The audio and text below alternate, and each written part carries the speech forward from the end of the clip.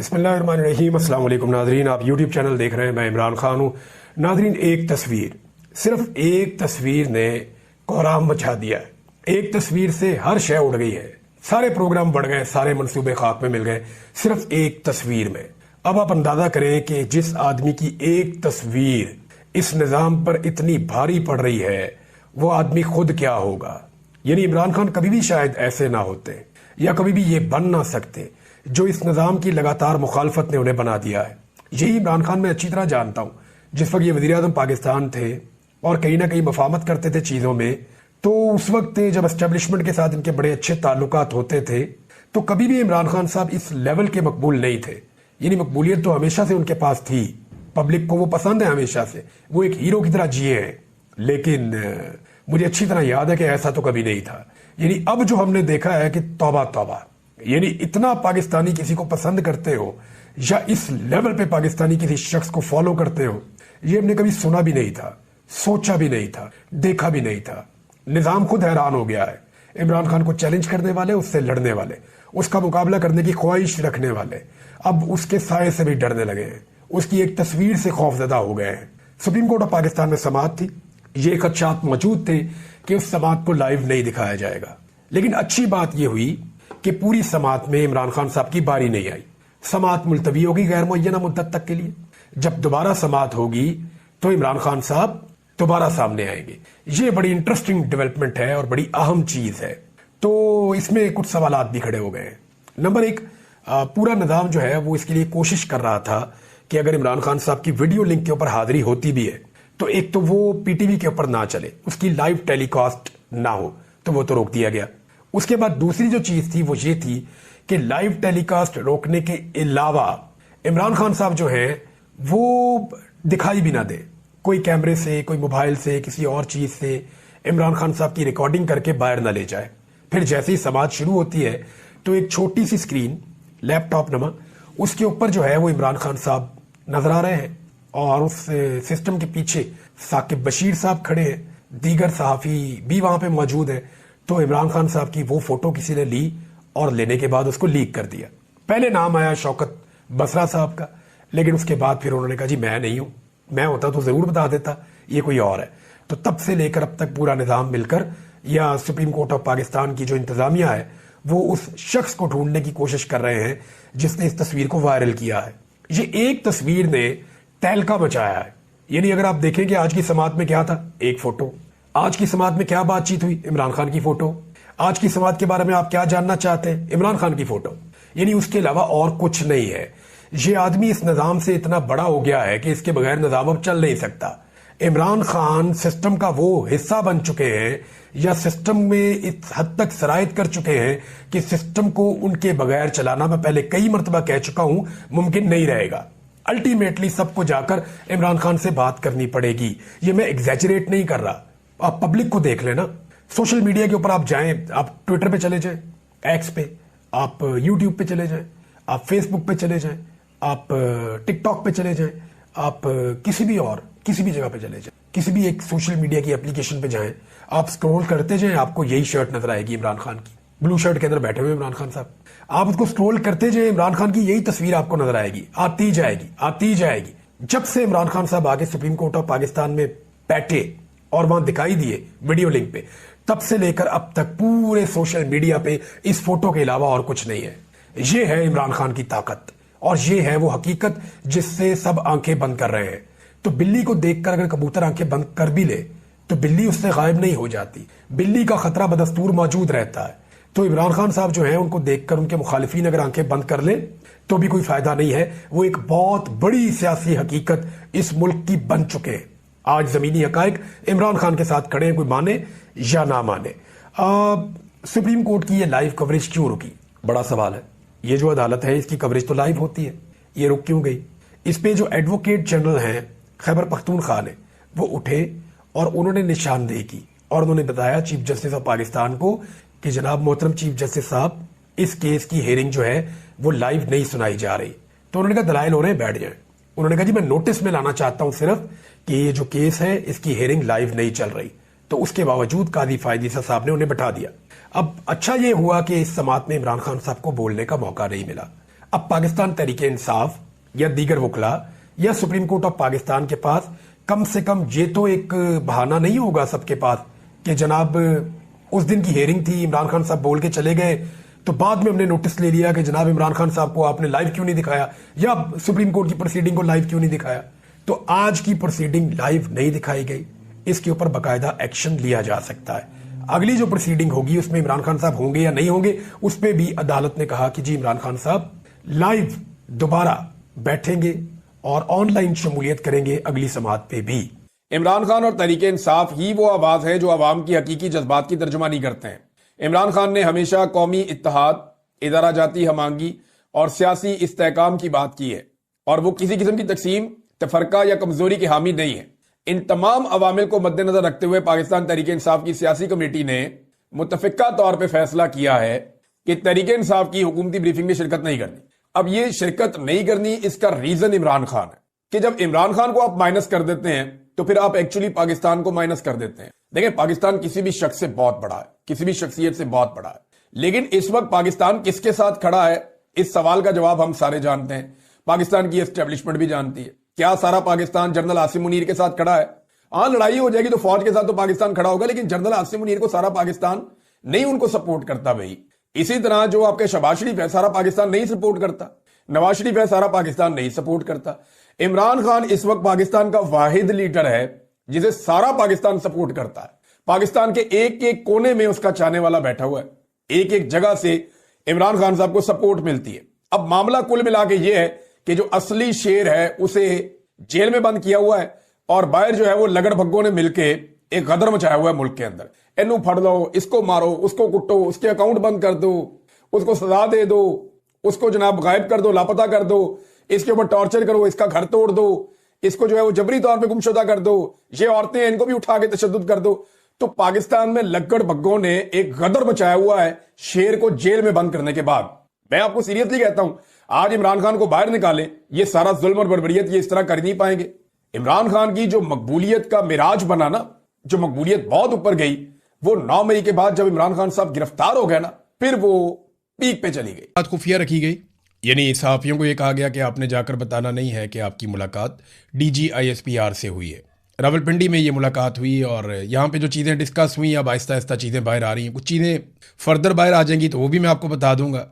DGISPR हज करने गए थे, कुछ हमारे सहाफ़ी दोस्त हैं वो तो हज की मुबारकबादें देते रहे वहाँ पे, लेकिन जो असल में खबर है वो 2 चीज़ों के हवाले से ज़्यादा अभी तक बाहर आई। नंबर 1, कश्मीर पे फोकस था उनका और अफ़गानिस्तान के ऊपर उनका फोकस था ज़्यादा। इन चीज़ों के ऊपर वो बात कर रहे थे। तो कश्मीर और अफ़गानिस्तान में इस वक्त एस्टेब्लिशमेंट के लिए चैलेंजेस हैं। कश्मीर में चैलेंज ये है, देखें गिलगित बल्तिस्तान में तो उन्होंने अपनी हुकूमत बना ली है और मैंने आपसे कहा था कि वो मैदान से पाकिस्तान तहरीक इंसाफ को बाहर करेंगे और कुछ भी करेंगे। जैसे बलूचिस्तान में पाकिस्तान की एस्टेब्लिशमेंट को कभी भी ये सूट नहीं करता कि कोई ऐसी हुकूमत हो जो अवाम ने बनाई हो। इसी तरह गिलगित बल्तिस्तान और कश्मीर भी उनकी रेड लाइन्स हैं। वो वहाँ पे भी बहुत हसास मामलात हैं, वहाँ पे किसी और की हुकूमत कभी भी बर्दाश्त नहीं करते। वैसे तो पाकिस्तान में किसी की हुकूमत बर्दाश्त नहीं करते, उनके बड़े मफादात हैं, लेकिन इन जगहों पे ख़ास तौर पे वो अपना कंट्रोल रखना चाहते हैं। यहाँ जितने भी खूबसूरत इलाके हैं वहाँ पे आप देखें बड़े शानदार मेस बने हुए हैं, बहुत ज़बरदस्त जो सबसे खूबसूरत एरियाज़ हैं, बड़े बड़े किले हैं, बहुत खूबसूरत एरियाज़ हैं, वो फ़ौज के कंट्रोल में हैं इन एरियाज़ में। और खूबसूरत तरीन इलाके, बड़े अच्छे मैसेज, बहुत ज़बरदस्त रिक्रिएशनल साइट्स, वो पाकिस्तान की मिलिट्री एस्टेब्लिशमेंट के कंट्रोल में। गरीब आदमी या गरीब फौजी का वहाँ पे कोई लेना देना नहीं है। अफसरान और उनकी फैमिली जो है वो काफ़ी इंटरटेन होती हैं। मैं माजी में ये सारी चीज़ें खुद हम देखते रहे हैं, क्योंकि जब सहाफ़ियों को ले जाया जाता था वॉर जोन्स के अंदर या ऐसे एरियाज में जहाँ पे बॉर्डर है या लड़ाई है, तो वहाँ पे हमें इन जगहों को देखने का भी मौका जाते हुए मिलता था, आते हुए भी मिलता था। तो मैं आपको ये कह सकता हूँ, और जो लोग फ़ौज से रिटायर हुए और जिनके फ़ौज के साथ अच्छे ताल्लुकात नहीं रहे, वो फिर बताते भी हैं कि किस तरीके से जो कौम का बजट है वो कहाँ कहाँ पे भी लग जाता है। यानी हमें तो सिर्फ ये लगता है ना कि सिर्फ गोली बारूद और बंदूकें खरीदी जाती हैं, लेकिन और बहुत सारी चीज़ें भी हैं जैसे हर इदारे में होती हैं, वैसे फ़ौज में भी हैं। कोई पाकिस्तान से बाहर तो ये इदारा नहीं है, जैसे पाकिस्तान के बाकी इदारे हैं वैसे भी फ़ौज भी एक इदारा है, कोई ज़्यादा फ़र्क नहीं है इनका। तो नाज़रीन, DGISPR ने कश्मीर के बारे में ये कहा कि रियासत जो है वो भी माँ बनकर प्यार से और मोहब्बत से डील कर रही है। फिर उन्होंने ये दावा किया कि जैसे बलूचिस्तान के अंदर एक बलोच यकजहती कमेटी थी उसके बारे में एक प्रोपेगेंडा आपको याद है किया गया था कि ये दहशतगर्द हैं सारे, और फिर मीडिया का एक बहुत बड़ा हिस्सा उनके पीछे पड़ गया था। और फिर आप देखें मारंग बलोच हों या बाकी लोग हों, बगैर सबूतों के उनको जेलों में डाला हुआ है। उनके ऊपर कोई केसेस नहीं है, कुछ साबित नहीं कर सके आज तक, लेकिन कई कई महीनों से वो लोग जेलों में बंद हैं। ऐसे ही ईमान मज़ारी और हादी अली चट्टा जो उनके लिए बेचारे आवाज़ उठाते थे, उन दोनों को भी लंबी सजाएं देके जेलों में बंद कर दिया गया है सिर्फ एक ट्वीट करने के जुर्म पर। देखिए, जिस अदालत ने ईमान मज़ारी और हादी अली चट्टा को सजा दी एक ट्वीट के ऊपर, उसी अदालत में एक जज के बेटे ने 2 खवातीन को सड़क पे कुचल के मार दिया, बगैर लाइसेंस के, बगैर कानूनी गाड़ी वो चला रहा था और उसने कुचल के 2 खवातीन को मार दिया और वो एक दिन भी जेल नहीं गया, थाने से ही छुड़ा के उसे घर ले गए। तो ये तो इंसाफ है पाकिस्तान में, और ये सूरत है इंसाफ की। बहरहाल अब फोकस जो है वो कश्मीर के ऊपर, अफगानिस्तान के ऊपर। अफगानिस्तान के बारे में उन्होंने काफ़ी बातें की, बलूचिस्तान के बारे में उन्होंने कहा जनाब कि बलूचिस्तान में देखें ये जो बलोच यकजहती कमेटी थी, फिर ये इनके कैसे पोल खुल गए, इनकी चीज़ें सामने आ गई। हालांकि जो चीज़ें सामने आई आज तक हमारे सामने तो नहीं रखी गई, किसी जगह पे किसी फोरम पे साबित नहीं किया जा सका कि मारंग बलोच या उनके साथ जो एहतजाज करने वाले लोग हैं, जो पाकिस्तान के आइन के मुताबिक पुरअमन एहतजाज करके अपना हक मांगते हैं, उनके हवाले से किसी जगह पे भी किसी किस्म का कोई सबूत अभी ना पेश किया गया, ना साबित किया गया। किसी फोरम पे उनको गलत साबित नहीं किया जा सका, और यही वजह है कि बगैर किसी अदालती फैसले के बंदोबस्त करके सिस्टम ने उन्हें जेलों के अंदर बंद रखा हुआ है, और कोई कानूनी वजह नहीं है। जैसे इमरान खान को बंद करने की कोई कानूनी वजह नहीं है। कश्मीर के बारे में उन्होंने कहा जी कि रियासत अभी माँ बनकर कोशिश कर रही है पुरअमन तरीके से मामला हल करने के लिए, लेकिन फिर बाप बन जाती है रियासत बाद में और वो हमला भी कर देती है।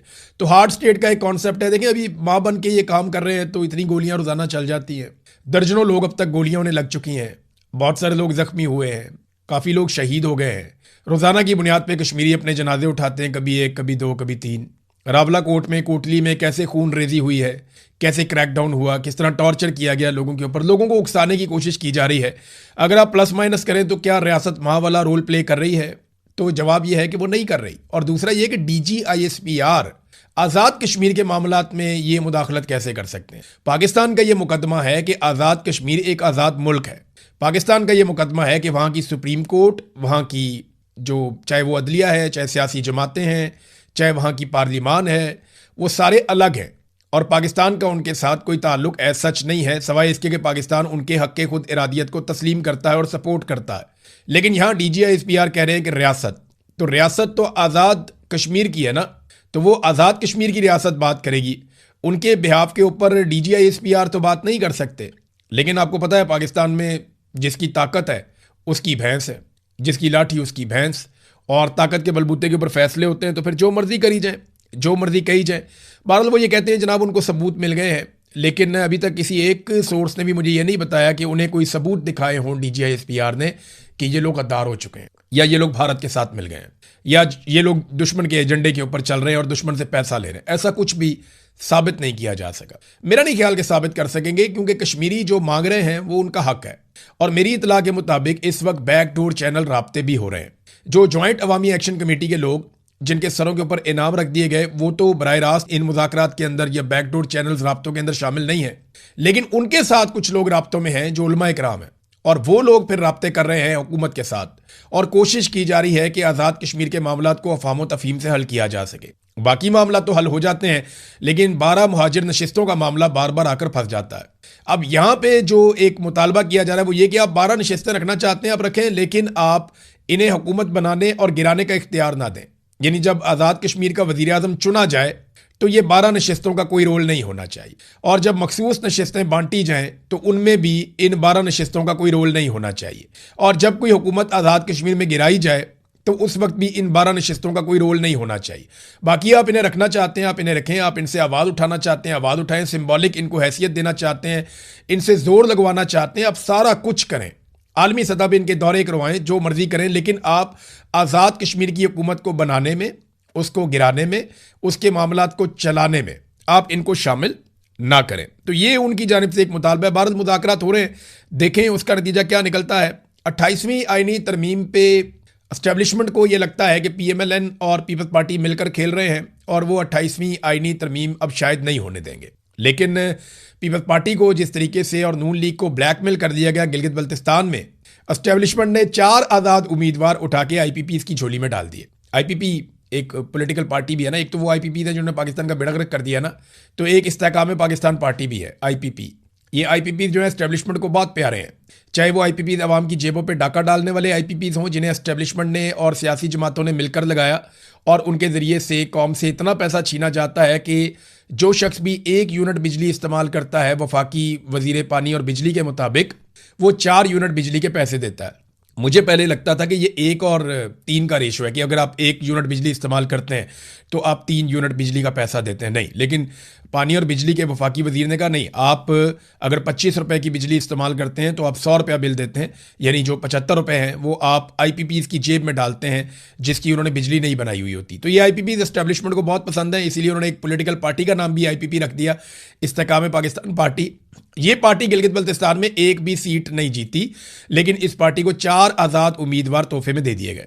वजह यह है कि 4 आज़ाद उम्मीदवार मिलने के बाद ना सिचुएशन बड़ी मज़ेदार बन गई। अभी कुछ नशिस्तें हैं 2-3 जिनके ऊपर कन्फ्यूजन है, वो फैसला आ जाएगा। इसमें 9 सीटें बताई जा रही हैं पीपल्स पार्टी की, 8 पीएमएलएन को दी गई हैं। अब 4 ये जो हैं अगर आईपीपी को मिल गई तो आईपीपी इन दोनों में से जिसके साथ जाएगी वो हुकूमत बना लेगा। कैसा ज़बरदस्त काम हो गया। आईपीपी इन दोनों में से जिसके साथ जाएगी वो हुकूमत बना लेगा। और आईपीपी किसकी जमात है? आप जानते हैं एस्टेब्लिशमेंट की जमात है। तो एस्टेब्लिशमेंट ने सारा का सारा खेल अपने हाथ में रख लिया है। अब फैसलवाडा जो है वो लॉन्च हो जाते हैं जैसे ही ये पता चलता है कि 28वीं आईनी तरमीम में कोई गेम हो रही है, और तरमीम के ऊपर काम तो तकरीबन हो चुका है, अब तो तरमीम सिर्फ पास करवानी है। तो फैसलवाडा आते हैं सियासतदानों को और सियासी जमातों को उनकी औकात याद दिलाने के लिए। वो आए, आकर उन्होंने पहले तो ये बताया कि जनाब पाकिस्तान में हुक्मरान बनने के लिए, क्योंकि मौजूदा इस्टेब्लिशमेंट के आला-ए-कार हैं फैसलवाडा, और इस वक्त वो उनका कीमती सामान उठाकर पीछे पीछे चलते हैं जर्नैलों के, तो फैसलवाडा बेहतर जानते हैं कि कौन सी ऐसी खसूसियात हैं जो किसी शख्स में हो तो वो हुक्मरान बन सकता है। फैसलवाडा ने बताया कि एस्टेब्लिशमेंट को किस तरह के लोग पसंद हैं। और उन्होंने कहा हुकूमत में आने के लिए आपको नकम्मा, इश्तेहारी, मफरूर, बीमार, कातिल और जानी होना चाहिए। ये फैसलवाडा साहब ने फरमाया कि ये वाली खसूसियात अगर आपके अंदर हैं तो आप हुकूमत में आ सकते हैं। यानी एस्टेब्लिशमेंट को इस किस्म के लोग पसंद हैं, उनको वो हुकूमत में लेकर आते हैं। ये एस्टेब्लिशमेंट का फार्मूला उन्होंने बता दिया है। देखिए, सियासतदानों को गंदा करने का सिलसिला हमेशा से जारी। ये जर्नैल ऑफ द रिकॉर्ड मुलाकातें करते हैं सहाफ़ियों के साथ तो एक ही बात करते हैं, सियासतदान बहुत गंदे हैं, सियासतदानों ने करप्शन की है, सियासतदान 2 नंबरी करते हैं, सियासतदान मुल्क को खा रहे हैं, सियासतदान मुल्क को तबाह कर रहे हैं। फ़ौजी बहुत अच्छे हैं, फ़ौज ने बड़ा कमाल काम किया है, फ़ौज मुल्क को नहीं खा रही है, फ़ौज मुल्क के लिए दिन रात सोचती है, दिन रात कोशिश करती है, हम तो कुर्बानियाँ देते हैं। तो हमेशा जो पाकिस्तान की मिलिट्री एस्टेब्लिशमेंट है वो ये माइंड सेट बनाती है पाकिस्तान में कि सियासतदान बहुत गंदे हैं। लेकिन याद रखिएगा, पाकिस्तान एक सियासतदान ने बनाया था, पाकिस्तान को आईन एक सियासतदान ने दिया था। पाकिस्तान ने आज तक जितनी तरक्की की उसमें ज़्यादा हिस्सा सियासतदानों का है। पाकिस्तान का दिमाग सियासतदान है, मिलिट्री एस्टेब्लिशमेंट नहीं है। मिलिट्री एस्टेब्लिशमेंट जब जब आती है वक्ती तौर पे पाकिस्तान को छोटा मोटा कोई फ़ायदा हो भी जाए तो लॉन्ग रन में पाकिस्तान को नुकसान होता है। अयूब खान ने जिस तरह की सियासत की तराह डाली, उसने पाकिस्तान की सियासत को तबाह कर दिया। बाद में पाकिस्तान 2 टुकड़े हो गया। याह्या खान ने पाकिस्तान को 2 टुकड़े करने में आखिरी हथौड़ा चलाया। ज़ियाउल हक आया और उसने वक्ती तौर पे फ़ायदा उठाया। अमेरिका से ताल्लुकात, दुनिया भर उसको आंखों का तारा बनाकर फिरती थी। ज़ियाउल हक यहाँ पे डिक्टेटर था, उसने अफगानिस्तान के अंदर एक जहाद करवाया और ज़ियाउल हक तो चला गया, लेकिन पीछे क्या छोड़ गया? मनशियात और क्लाशनकोफ, और पाकिस्तान में कितना खून बह गया। दहशतगर्दी ज़ियाउल हक ने इंट्रोड्यूस करवाई थी पाकिस्तान के अंदर। फिर परवेज़ मुशर्रफ आता है, वो अमेरिका के आगे लेट जाता है, अमेरिका की आंखों का तारा बन जाता है। आज आसिम मुनीर अमेरिका की आंखों का तारा बने हुए हैं। ये सिलसिला चलता रहता है। जो डिक्टेटर्स होते हैं या मिलिट्री जर्नल्स होते हैं ये अमेरिका की आंखों के तारे बनते हैं, और हमेशा ये कहा जाता है देखो जी अमेरिका इनसे कितना खुश है, आलमी सतह पे कितनी कामयाबियां मिल रही हैं। कोई कामयाबी नहीं मिल रही। कामयाबी पता किसे कहते हैं? पाकिस्तान में दहशतगर्दी खत्म हो जाए। क्या खत्म हुई? नहीं, वो पहले से ज्यादा है। कामयाबी किसे कहते हैं? कि पाकिस्तान की मईशत बेहतर हो जाए। क्या बेहतर हुई? नहीं, वो बर्बाद हो गई। कामयाबी पता किसे कहते हैं? कि आम आदमी की जिंदगी आसान हो जाए, महंगाई खत्म हो जाए। क्या खत्म हो गई? महंगाई नहीं हुई, आम आदमी की जिंदगी पहले से ज्यादा मुश्किल हो गई। कामयाबी पता किसे कहते हैं? कि आपके मुल्क में धड़ाधड़ सरमायाकारी आ रही हो, आपके मुल्क में सयाह आ रहे हो। क्या वो हो रहा है? नहीं हो रहा। कामयाबी इसे कहते हैं कि आप कर्जे वापस उतार रहे हो, आप कर्जे चढ़ाते चले जा रहे हैं, चढ़ाते चले जा रहे हैं, आपने रिकॉर्ड कर्जे ले लिए। कामयाबी किसे कहते हैं? कि लोग काम करने के लिए आपके मुल्क में आए, आपके मुल्क से ब्रेन ड्रेन लगातार हो रहा है और आपका आर्मी चीफ कहता है ये ब्रेन गेन है। यानी उनके कहने से तो नहीं हो जाएगा। डॉक्टर्स जा रहे हैं, इंजीनियर जा रहे हैं, पढ़े लिखे लोग जा रहे हैं, सरमायाकार जा रहे हैं, जो कारोबार करना जानते हैं, जो स्किल्ड लोग हैं वो पाकिस्तान छोड़ छोड़ कर जा रहे हैं। तो ये कामयाबी है। कामयाबी पता किसे कहते हैं? कामयाबी कहते हैं जब आप तजारती खसारे में ना हो बल्कि मुनाफे में हो। आप लगातार तजारती खसारे में होते चले जा रहे हैं। तरक्याती बजट आपने इंतहाई कम कर दिया है। यानी पाकिस्तान को ये कहते हैं हम तरक्की की मनाजिल तय करवाएंगे। बहुत सारे लोग ये प्रेडिक्शन कर रहे थे 2026-27 का साल वो होगा जब पाकिस्तान तरक्की की सीढ़ियां चढ़ेगा, यहां से पाकिस्तान ऊंची उड़ान की तरफ जाएगा। इस तरह की बातें हमने सुनी। चंगी ऊंची उड़ान की तरफ पाकिस्तान गया है, तरक्याती बजट आधे से भी कम कर दिया है। ऐसे आप मुल्क चलाएंगे? आपको पता है तरक्याती बजट कम क्यों किया है? आम आदमी जिसको इस बात की समझ नहीं आती, जरा मैं उसको समझा देता हूं आसान अल्फाज में। हुकूमत का काम क्या होता है? हुकूमत का काम होता है कि वो अवाम से टैक्स इकट्ठा करती है और उस टैक्स के जरिए से अवाम के तरक्याती मंसूबों पे काम करती है। और टैक्स का बड़ा हिस्सा तरक्याती मंसूबों पे लगाया जाता है कि कहीं पे बड़े बड़े तालीमी प्रोजेक्ट चल रहे हैं, कहीं पे सेहत के प्रोजेक्ट चल रहे हैं, कहीं पे खेलों के प्रोजेक्ट चल रहे हैं, कहीं पे एनर्जी के प्रोजेक्ट चल रहे हैं, कहीं पे डैम्स बन रहे हैं, कहीं आबपाशी के प्रोजेक्ट चल रहे हैं, कहीं आवाम के लिए बड़ी बड़ी स्कीमें लाई जा रही हैं, रेजिडेंशियल प्रोजेक्ट चल रहे हैं, सड़कें निकल रही हैं, बहुत सारी चीज़ें ना। साइंस में तरक्की हो रही होती है, टेक्नोलॉजी में तरक्की हो रही होती है। तो ये तरक्याती बजट होता है कि जब आवाम से पैसा इकट्ठा करती है हुकूमत, तो फिर वो तरक्याती कामों पे लगाती है। अब इस हुकूमत ने अपने अल्ले तलल्ले तो कम करने नहीं है।